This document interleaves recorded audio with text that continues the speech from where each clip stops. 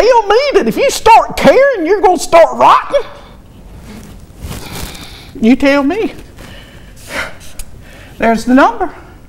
There's the number. Okay, we got a 12 for the personality. Now, every single person that's ever seen this show knows what that number is. They know that that number represents the moon. And that moon represents the mother. And that mother represents the womb. And that womb represents letting go. You have to let go. You can't stay in the womb. You can't stay secure and safe and protected and all warm and fuzzy. You've got to break away and come out into this earth existence. Good gracious sakes. I love this stuff so good. Let me see. Yeah, you're going to find that balance. Along that what? Since we're using this, how are you going to find it? Through a deep, I'm talking about deep, deep, deep, deep. Oh, Paula, you can't go deep and go up. What did you say? Come back again. You can't go deep and go up. Well, from here to here. So you feel something here and you think about it. Is that going up? Or is that going down? But you got ideas about what deep means. Good gracious, I wanted to break down these words all over the place. So, but anyway, I wanted to do womb. So let's see. 5, 6, 4. What we got? 2.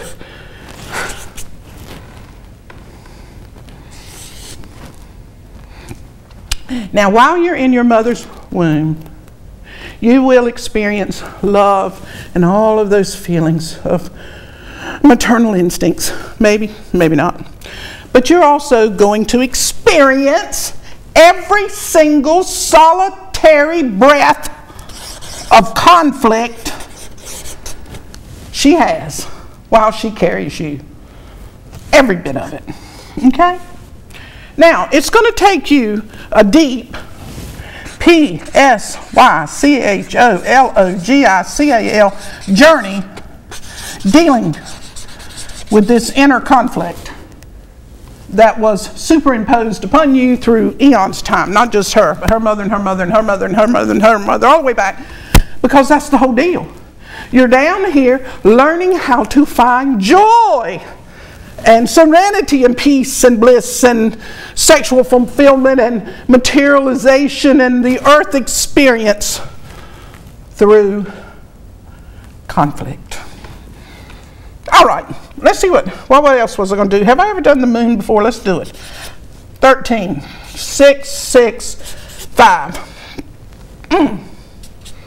Mitzi, what's that number? What is that number?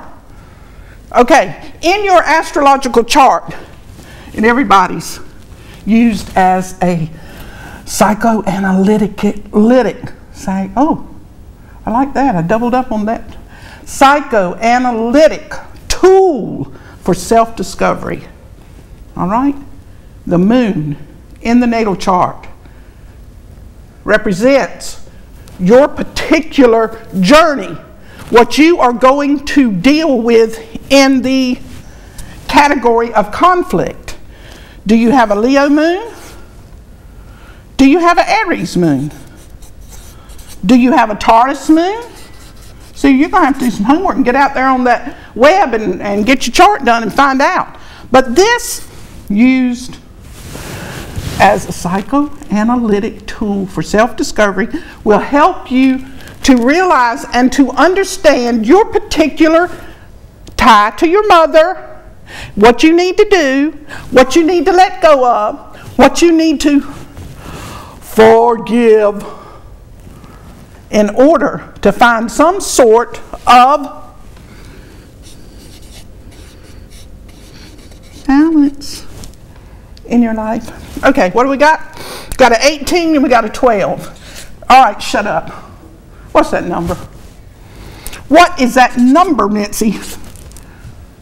Does it not go back to the very start of suppose? Huh? So, suppose we are just the thoughts of God. Suppose we are nothing but electromagnetic energy. Suppose we are light, photons, incorporating a body, causing it to move, causing it to eat, drink, have sex. What's other things bodies do? Sit down, lay down, go to sleep, talk, laugh, fight, dress it up. 30, the moon. So, I love this. Mitzi, I love this. You know, when you least think that something is not happening in your life, suppose, suppose that's when the most is happening. When you think the least is happening, suppose the most is happening. 1968. We want to know something from 1968. Let's go. All right? In fact, let's say 1968, every 12 years is what the Chinese do for their astrology. So 1980. Okay? Have I hit you yet? What were you doing in 1980?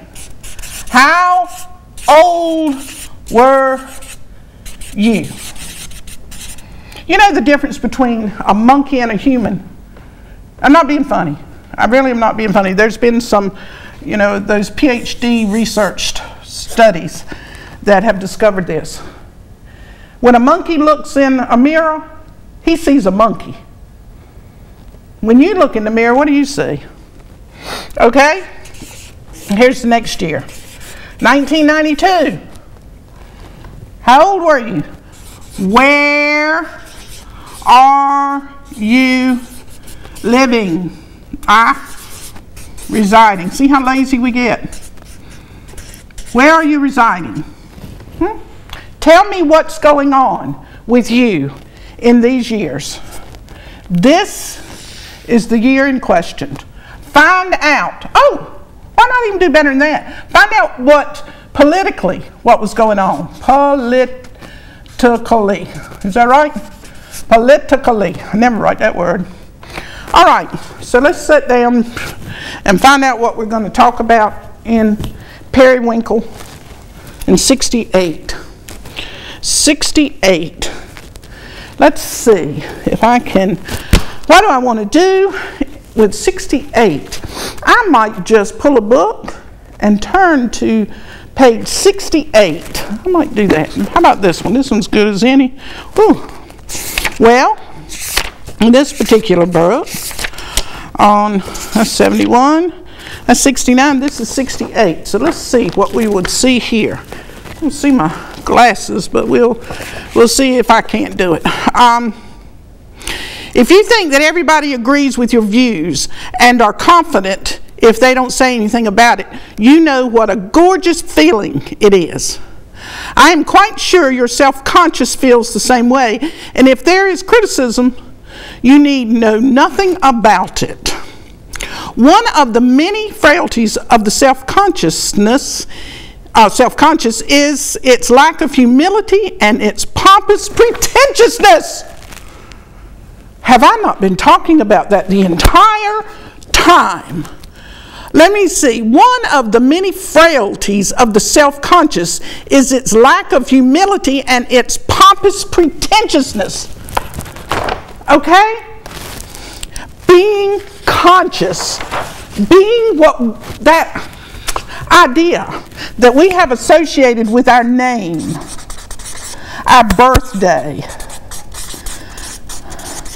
our mother, father,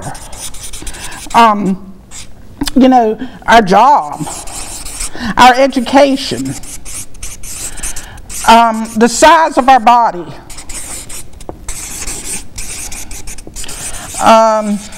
what else? What else can we think of that is self-conscious is what I'm trying to define. Self-conscious. I may, of course, break that down too. So it's the many frailties of that. I love that way that was written. What? The many frailties. One of the many frailties of the self-conscious is its lack of humility and its pompous pretentiousness.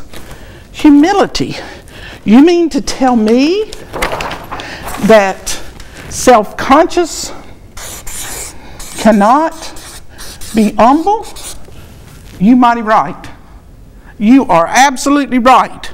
I mean right with a capital R, because you cannot be humble if you can't say you're wrong. I'm wrong. I'm wrong now. I'll be wrong tomorrow. I was wrong yesterday, and I'll be wrong 1,000 more times before this day ends. Before I go to bed tonight, let's see. 8, 3, 4, 2, 3, 5. No, sir. Humble. Control. Okay? The show has been your inability to release control. I think we just said that in letting go. Letting go. We don't know how to let go. We cling to our suffering as if our life depended on it. You know what I was thinking? Plus 68. In your life, thank you, my beautiful flowers. In 68, if you're not that old that you can't go back, how many people do you know? How many people do you know that was born in this year?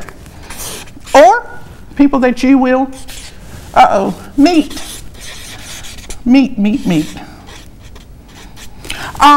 Okay, so we got to 8. So with the inability to be humble is because we cannot release the idea of control.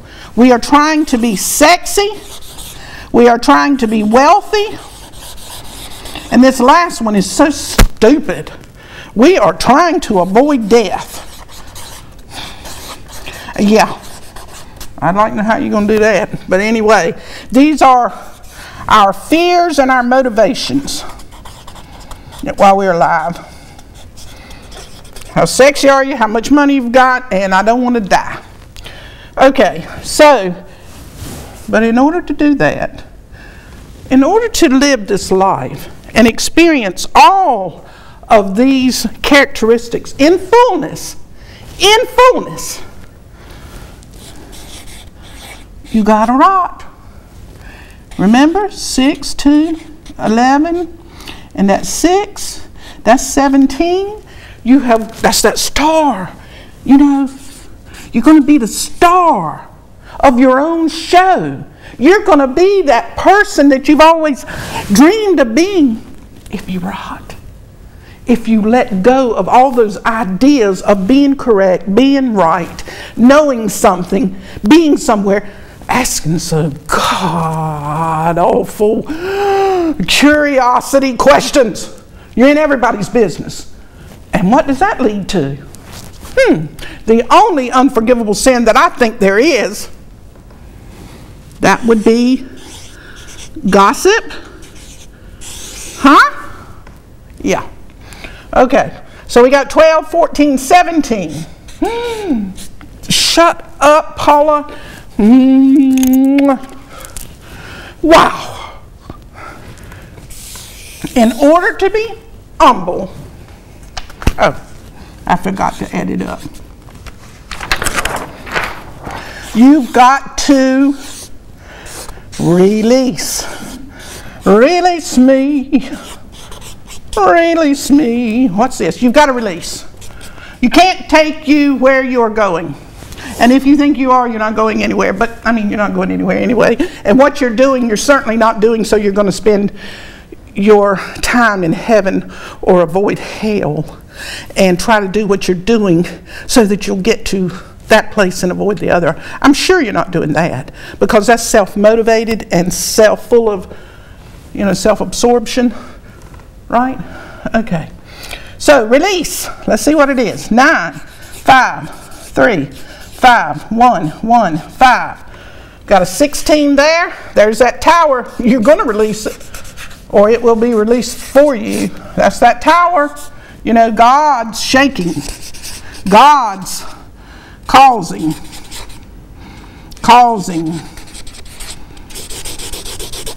the ground beneath your feet to rumble and all that, because we're all vibration anyway. But that's another show. 4:13. What you gotta do, Mitzi? What you gotta do? What you gotta do to release? You've got to change. You reckon I'm going to use up this whole pad this time, Mitzi? Change directions. Stop. Stop. 1, 2. We got 6. There's that conflict. You mean we can stop it? There's a lot of conflict associated with trying to do it. I tell you that. 10.